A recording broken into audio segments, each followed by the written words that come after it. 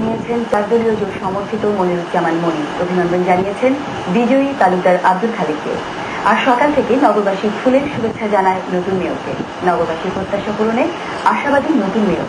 খুলনা থেকে মুসা রেজা ও নয়ন আঞ্জুমানের ক্যামেরায় রকিবউদ্দিন পানিকে নিয়ে জানাচ্ছেন মাহফুজ মিশু।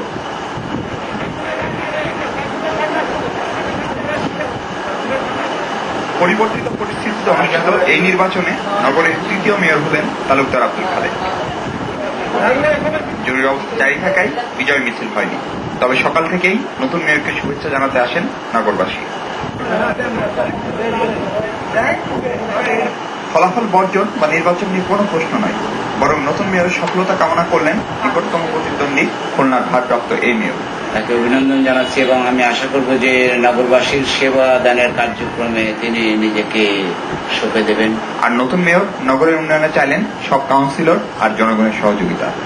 আমার কাছে জনগণে আসতে হবে না, আমি জনগণের কাছে যাবো এবং এরা সম্পূর্ণভাবে জবাবদিহিতে থাকবে।